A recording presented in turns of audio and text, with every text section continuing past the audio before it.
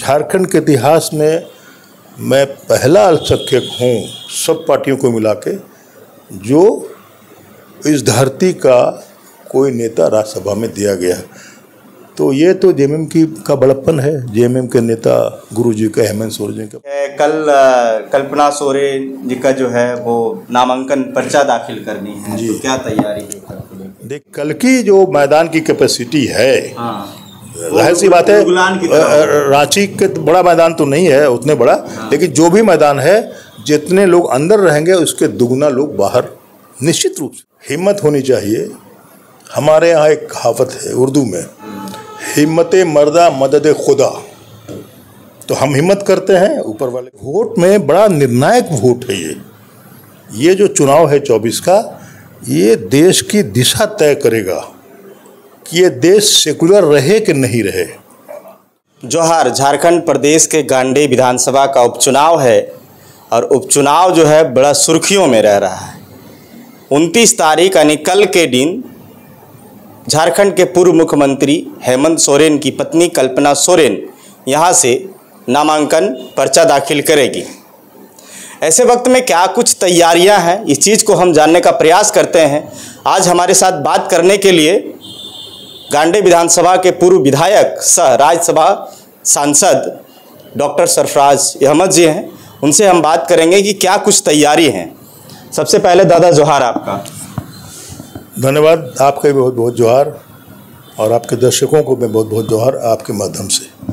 कल की क्या तैयारी है? कल कल्पना सोरेन जी का जो है वो नामांकन पर्चा दाखिल करनी है, तो क्या तैयारी है? देखिए, मोटा मोटी कल की पूरी तैयारी हमारी हो चुकी है। 2-3 बैठकें हुई महत्वपूर्ण कार्यकर्ताओं के साथ, सेंट्रल कमेटी सदस्यों के साथ, और जो प्रखंड के हमारे कार्यकर्ता हैं, अध्यक्ष हैं, सचिव हैं, उनके साथ। निश्चित रूप से बहुत बड़ी संख्या में लोग कल आ रहे हैं पूरे विधानसभा क्षेत्र से, हमारे तीनों प्रखंड से। और अब तो ऐसा लग रहा है कि कार्यकर्ताओं को या जो और लोग हैं, चूँकि हम मना किसी को नहीं कर सकते हैं, और जो आम सभा है नॉमिनेशन के बाद, वो हमको लगता है कि जैसे रांची में हुआ था कि अंदर में जितने थे उसके दुगना लोग बाहर में टहल रहे थे, वही हालत कल के सभा की होगी। कल के सभा, हाँ, बहुत तो उत्साह। मुख्यमंत्री अभी जो मुख्यमंत्री है चंपई सोरेन जी का भी आने का कुछ ऐसे कुछ संकेत है? चंपई सोरेन जी के आने के संकेत है। गुरुजी की तबीयत अगर ठीक रही तो भी आ सकते हैं। बसंत बाबू का आने के संकेत है, और आलमगीर साहब जो कांग्रेस के मिनिस्टर हैं उनके भी आने की खबर है। तो जो भी मंत्री आएंगे, हमारे मुख्यमंत्री जी, वो लोग सब आम सभा में लोगों को संबोधन करेंगे।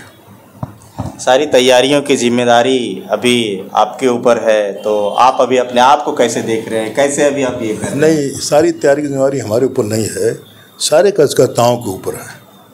और हम लोग सब मिलजुल करके जेएमएम के जितने कैडर हैं, जिसका जो जैसे बंद पत्ता है, इसमें सहयोग कर रहे हैं, लोगों को लाने का प्रयास कर रहे हैं, और हम लोग उसको मॉनिटरिंग कर रहे हैं। कई एक जगह 3-4 दिन से हम बाहर घूम के मीटिंग भी कर रहे हैं। आप देख ही रहे होंगे, कभी गांडे, कभी काफ़ी दौरा आपका लगा है। दौरा मेरा लगातार चल रहा है, और एक काफ़ी बड़ी संख्या में लोगों में बड़ा उत्साह है।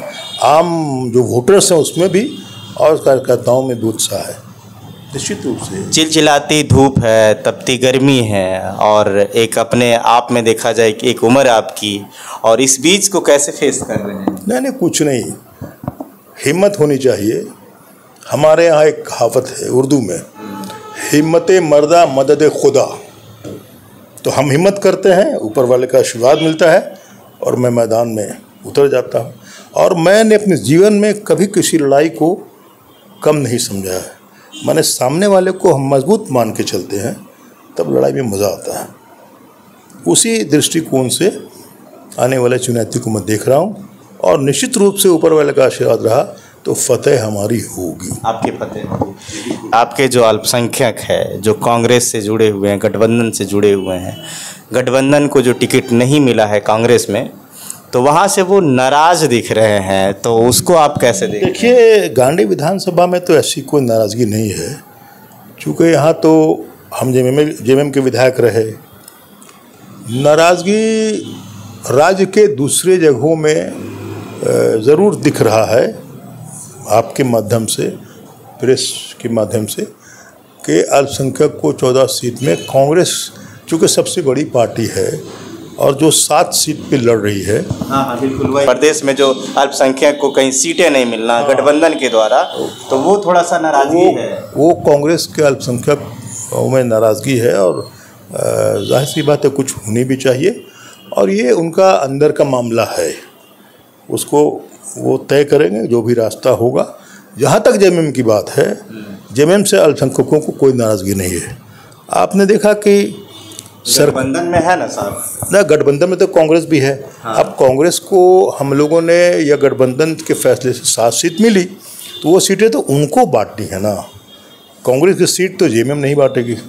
अब बात समझिए, ये तो बहुत बड़ी चीज़ देखने को मिल रही है ना कि आपका। अब देखिए, हम लोग गठबंधन ने 1 सीट माले को दी, अब माले का कौन उम्मीदवार रहेगा वो हम नहीं तय करेंगे, वो माले की पार्टी तय करेगी। इसी तरह आरजेडी को 1 सीट गई है, वो आरजेडी के नेता तय करेंगे। अब किसको कांग्रेस पार्टी सीट देगी नहीं देगी वो उनका मामला है, और उसको उन लोगों ने संज्ञान में लिया भी है। अब देखिए आगे क्या। जहाँ तक जेएमएम की बात है, जेएमएम ने, आप देखिए कि हम लोग 2 विधायक जेएमएम के जीते पिछले असेंबली में। पहले हाजी साहब मंत्री रहे, फिर बाद को हफीज़ साहब मंत्री बने। ठीक है, अल्पसंख्यक का अलग से विभाग है, और जो मुमकिन हो सका अल्पसंख्यक आयोग बना, और विभिन्न जगहों पे भी बोर्ड कॉर्पोरेशन में जेएमएम ने अल्पसंख्यकों को लगाया है।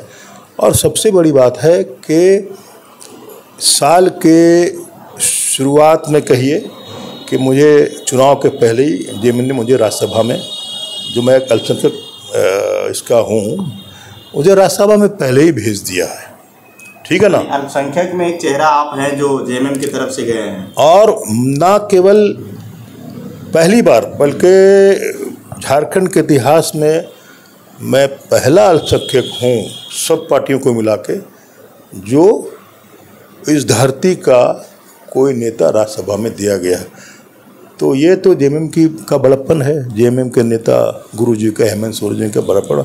और मैंने देखा कि 2-3 महीने में जो कमिटमेंट उन्होंने किया, वो कमिटमेंट उन्होंने पूरा किया। ये तो जेएमएम की बात है, लेकिन कांग्रेस के जो गठबंधन में जो तस्वीरें आ रही है, जो थोड़ा अनबन आ रहा है, तो मुझे लगता है कि मिलजुल कर कुछ न कुछ रास्ता कांग्रेस पार्टी को उसको तय करना चाहिए, कुछ जो भी हो। और अभी बहुत सारे रास्ते खुले हैं। ये असर पड़ेगा क्या ये गांडे चुनाव? नहीं, गांडे चुनाव में इन चीज़ों का कोई असर नहीं पड़ेगा। गांडे चुनाव बहुत अच्छे ढंग से साफ से, और मैं तो अल्पसंख्यक वर्ग का हूँ, अल्पसंख्यक गांव में ही मैं घूम रहा हूँ, बहुसंख्यक गांव में घूम रहा हूँ, ट्राइबल गांव में भी घूम रहा हूँ, अल्पसंख्यक गांव में घूम रहा हूँ। कहीं पर मुझे चूँ-चा इस चीज़ों की नहीं आई। नहीं, बिल्कुल नहीं। अगर हाँ, ये बात ठीक है, कांग्रेस के पार्टी रैंक एंड फाइल में इस बात की चर्चा है, लेकिन आम जनों में इस बात की कोई चर्चा नहीं है। 14 लोकसभा सीट पे अगर कांग्रेस देती है तो ठीक, अगर नहीं देती है तो क्या असर हो सकता है? देखिए, संकेत थोड़ा नाराजगी जताएंगे, दिखाएंगे? नहीं, वो नाराजगी तो जो काज करता है वो अपना लोगों ने दिखाया है, अपने आला कमान को लिख पढ़ के दिया है, उनको खबर भी गई है। लेकिन वोट में नाराजगी नहीं होगी, क्योंकि वोट में बड़ा निर्णायक वोट है। ये जो चुनाव है 24 का, ये देश की दिशा तय करेगा कि ये देश सेकुलर रहे कि नहीं रहे। ये संविधान में आपने देखा कई एक बीजेपी के बड़े नेताओं ने और जो चुनाव लड़ रहे हैं उनके प्रत्याशियों ने ये बात कहीं ना कहीं कह दी है कि हम लोग संविधान में बदलाव लाएंगे, और इसलिए मुझे को 400 सीट चाहिए। 400 सीट चाहिए, उनका कहना है। तो 400 सीट क्यों कहते हैं? पार्लियामेंट की 2/3 बहुमत आने पर ही आप संविधान में कुछ बदलाव कर सकते हैं, कानून ये कहता है। तो 400 सीट वो मांग कर रहे हैं। मंशा उनकी साफ नहीं है, संविधान में छेड़छाड़ करने की मंशा है। और आपने देखा कि चंदा दो काम लो, इलेक्ट्रल बॉन्ड वाला, ठीक है। कितना लोगों के दिमाग में और लोगों को एकदम कैरी ऑन कर गया नीचे तक कि ये पार्टी, अच्छा पहले इन लोगों ने इसको छुपाने की कोशिश की बुरी तरह से, और ये खेल चल रहा पिछले 1 साल से। चंदा माने चंदा कलेक्शन करने के लिए ईडी भेजा, इनकम टैक्स भेजा, चंदा आया, काम मिला। 400 पार होगा लगता है? मुझे तो नहीं लगता भैया।